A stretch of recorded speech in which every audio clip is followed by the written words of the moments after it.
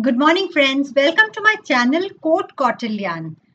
हम लोग आज डिस्कस करेंगे AIB exam, that is all India bar examination के बारे में। हम लोगों को पता है जो नेक्स्ट एआईबी एग्जाम है दैट इज एआईबी 20, वो इसी साल में होना चाहिए, मतलब होगा ही मोस्ट प्रोबेबली।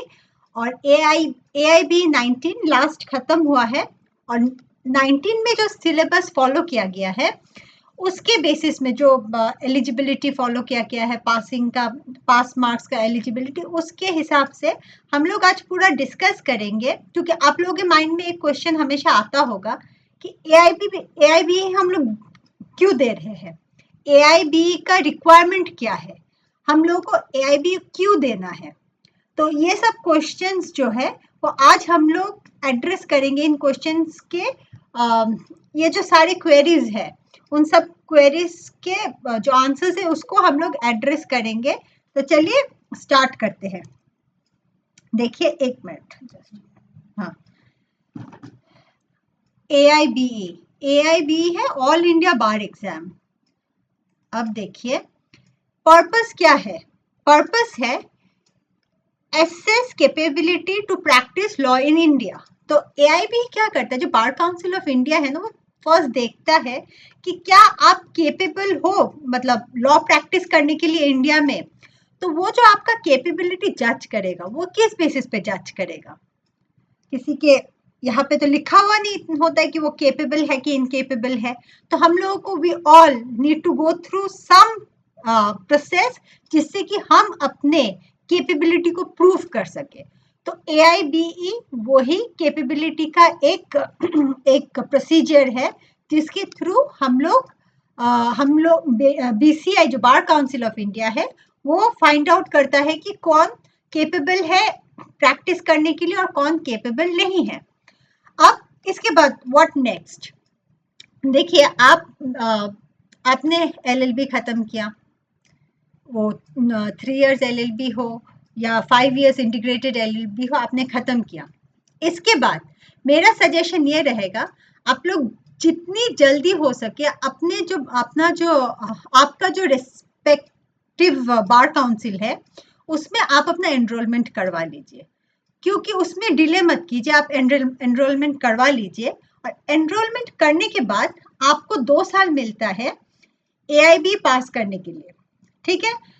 इस 2 साल में अगर आप नहीं पास करते तो आपको री एनरोलमेंट फिर से करना पड़ता है। अब आपने एनरोल कर लिया, आप प्रैक्टिस भी कर रहे हो अपने बार काउंसिल में, आप प्रैक्टिस भी कर रहे हो, तो अब आपको एआईबी की क्या जरूरत है। तो एआईबी की ये जरूरत है कि जब आप एआईबी पास हो जाते हो तो आपके पास आ जाता है सर्टिफिकेट ऑफ प्रैक्टिस। सपोज आप असम से हो या पकड़ लीजिए आप गुजरात से हो, आपने अपने रेस्पेक्टिव बार काउंसिल में, स्टेट बार काउंसिल में आपने रजिस्टर किया। अब आप उसी स्टेट में प्रैक्टिस कर सकते हो। लेकिन कल को पकड़ लीजिए आप कहीं और शिफ्ट हो गए, बिहार या साउथ में कहीं भी, इन एनी अदर स्टेट, तो आपके पास वो सर्टिफिकेट ऑफ प्रैक्टिस होना पड़ता है आप, ताकि आप ऑल ओवर इंडिया प्रैक्टिस कर सके। तो अब देखिए इसमें थोड़ा कंसेप्चुअल ये है कि आप सोचिए आपने बार काउंसिल ऑफ, जो स्टेट बार काउंसिल है उसमें आपने किया और आपके पास 2 इयर्स का टाइम है। आप वो जो मेंबरशिप है वो आप ट्रांसफर कर सकते हैं दूसरे स्टेट बार काउंसिल में भी, परंतु सर्टिफिकेट ऑफ प्रैक्टिस आपको फिर और आपको ट्रांसफर नहीं करना पड़ता। आप मेंबरशिप ज्वाइन कर सकते हैं लेकिन फिर आपको ट्रांसफर नहीं करना पड़ता। Now you are eligible to practise all over India. Difference वही है कि आप जब बार काउंसिल में करते हैं, स्टेट बार काउंसिल में करते हैं, your practice would stay limited to your state. If you have to practice in some other place, you have to go through the same, आपका पूरा मेंबरशिप आपको लेना पड़ेगा, सब कुछ करना पड़ेगा। But if you have COP with you, that is certificate of practice, आप कहीं भी आप प्रैक्टिस कर सकते हैं। जस्ट आपको फिर you are eligible throughout your life. The most important thing is throughout your life you are eligible. तो चलिए अभी नेक्स्ट डिस्कस करते हैं कि अच्छा देखिए, जो मैंने अभी आपको बताया ना कि आपको स्टेट बार काउंसिल में होना पड़ेगा, इसका कोई एज लिमिट नहीं है। आप करेंगे आप ही को फायदा होगा, आप नहीं करेंगे आप रेस्ट्रिक्टेड हो जाएंगे, आप प्रैक्टिस नहीं कर पाएंगे। नेक्स्ट आ गया इसका मोड क्या होता है। इसका मोड ऑफ एग्जाम होता है ऑफलाइन, पेन एंड पेपर के थ्रू होता है। ड्यूरेशन होता है 3 hours 30 minutes. Multiple 100 multiple choice questions रहेंगे।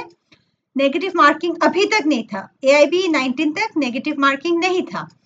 Available in multiple languages, 11 languages में होता है इंग्लिश और हिंदी में तो हो गई, और टोटल 11 लैंग्वेजेस में ये एग्जाम होता है। तो अभी देखिए आपके पास रहता है 3 आवर्स 30 मिनट्स और रहते हैं 100 क्वेश्चंस। अब आप सोच रहे होंगे वाओ, मतलब 100 questions and I have 3 hours and 30 minutes. The catch is, आप मत सोचिए कि ये बहुत क्या बोलते हैं बहुत इजीली सब कुछ हो जाएगा, क्योंकि आप अगर सही ढंग से इस एग्जाम को पास करना चाहते हैं तो आपको पढ़ना पड़ेगा। मैं AIB 18 मैंने दिया हुआ है, तो मैं एक चीज जो समझी हूँ और वो बहुत क्लियरली समझी हूँ कि आपको प्रिपेयर्ड, इस एग्जाम के लिए प्रिपेयर्ड जाना होगा, चाहे कितने भी लोग बोले कि बहुत इजी एग्जाम है, बहुत इजी एग्जाम है, ओपन बुक एग्जाम है, ये है वो है, फलाना फलाना।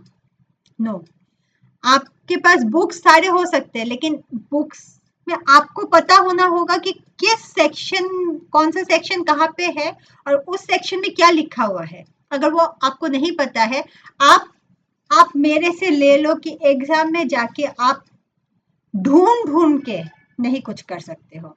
और लास्ट 2 ईयर से देखा गया है कि AIB 18 और 19 काफी टफ हुआ है। Pass passing the number of students who passed वो भी काफी कम हो चुका है। तो AI बार काउंसिल भी इस चीज को देख रहा है कि जो रियली केपेबल है वो ही इस एग्जाम को निकाल पाए। तो मैं ये बोलूंगी कि नो नेगेटिव मार्किंग देख के भी आप खुश मत होना कि चलिए कुछ भी दे दिया तो ना, आपको इसका तैयारी करना है। मतलब मैं ये नहीं बोलूंगी कि जुडिशियरी के लेवल में एकदम जुडिशियरी एग्जाम के जैसे रिगोरस प्रिपरेशन करना है, नहीं, but still you have to stay prepared. और ये कॉन्सेप्ट माइंड से निकाल दीजिए कि ओपन बुक है और मैं एग्जाम में जाके सब देख देख के लिख लूंगा। ओपन बुक है, लेकिन बुक को आपको पढ़ना पड़ेगा। You should know what is there inside that book. वो आप जाके डिस्कवर, आप एग्जाम में जाके डिस्कवर नहीं कर सकते हो कि what that book is all about, what those bare acts is all about. No, वो गलती आप मत कीजिए, पछताएंगे।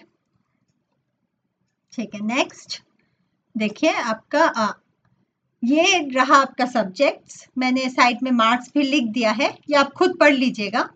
लास्ट ईयर मतलब AIB 19 से जो नया हम लोग का BNS, BNSS, BSA सब जो इंक्लूड हुआ है वो सब भी इधर पे है। इन सबको भी आपको पढ़ना है, old laws plus new laws सब कुछ पढ़ना है।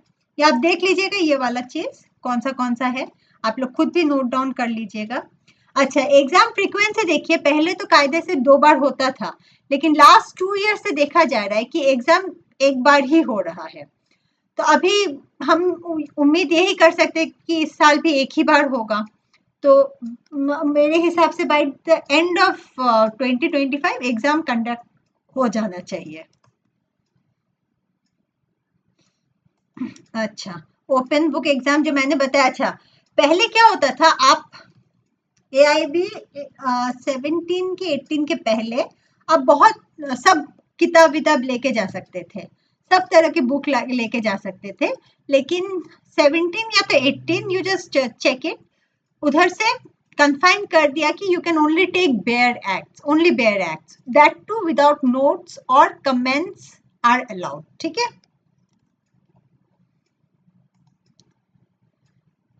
अब देखिए सर्टिफिकेट ऑफ प्रैक्टिस, जैसे मैंने आपको मतलब समझाया कि वो इशू किया जाता है जो इस एग्जाम को पास करते हैं। ये मैंडेटरी है, एनरोलमेंट के बाद आपको इसको पास करना है। एक्चुअली आप इस माइंड में मत रहिए कि क्या होगा, अगर आप प्रैक्टिस करना चाहते हैं इंडियन कोर्ट में, आपको इसको पास करना ही है, यू कांट हेल्प इट।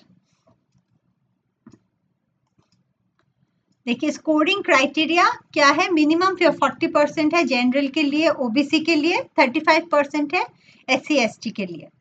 तो ये क्वालिफाइंग एग्जाम है, मतलब आपको जो 40% है वो आपको लाना है एज ए जनरल और ओबीसी स्टूडेंट, और 35% जो वो लाना है वो देखिए वो चेंज भी हो सकता है, इस बार ये चीज चेंज हो सकता है, but it is a passing exam, but you have to prepare, be well prepared. क्योंकि मैंने अपने टाइम पे देखा है बहुत लोग जो नहीं क्लियर कर पाए, क्योंकि वो ही माइंड में होता है कि ओपन बुक है, एग्जाम में जाके 3 आवर्स 30 मिनट्स है, झट से निकालेंगे और झट से कर लेंगे। बुक निकालना, उसमें ढूंढना, वो सबके लिए आपको बुक जानना पड़ेगा। फिर आ गया who needs to take it, ठीक है, only first time enrolled advocates, आप समझ रहे हो जो मैंने आपको बताया, not required if you all, ठीक है, एक बार आपको COP मिल जाता है, that is certificate of practice, इसके बाद आपको नहीं चाहिए। बाकी सब कुछ तो आपको जब स्टार्ट होगा आपको पता चल ही जाएगा। इम्पोर्टेंट ये है कि आप लोग अभी से थोड़ा थोड़ा करके AIB एग्जामिनेशन का प्रिपरेशन स्टार्ट कीजिए। मैं एक्चुअली मेरे इस चैनल में प्रिपरेशन शुरू करने वाली थी। मेरा पैटर्न ये रहेगा कि मैं बेयर एक्ट से सेक्शन वाइज डिस्कस करती जाऊंगी, बहुत इन डेप्थ डिस्कशन तो नहीं करूंगी, at least you should know the sections, क्या क्या है, कहाँ पे क्या है, ताकि एग्जाम में आप जाओ तो यू नो द सेक्शन, आप फिर इसके बाद आप you can scroll to the required page and find out the answer. So we will start the preparation. I think I wanted to start it by 30th of April, but it got delayed for my health reasons. I'll do one thing. I'll start it by I mean June end. I need to prepare something and I'll start it from June end. Stay connected. Subscribe to my channel. मैं cases जो different cases है, कुछ interesting cases है, उनको story telling के basis में भी बोलती हूँ। तो आप लोग सब मेरे इस चैनल से जुड़िए। मैं एग्जाम अपडेट्स भी देती हूँ, जुडिशरी लॉ रिलेटेड वैकेंसीज, और वही इस चैनल से जुड़िए। Stay tuned. मेरे को मोटिवेट, यू हैव टू आप मुझे कैसे मोटिवेट करेंगे? Bye subscribing to my channel and commenting whatever doubt you have, just comment. I simply love responding back to comments. So just comment whatever any kind of doubt that you have, you can just comment me. So I will close, I'll finish my video over here. Thank you so much.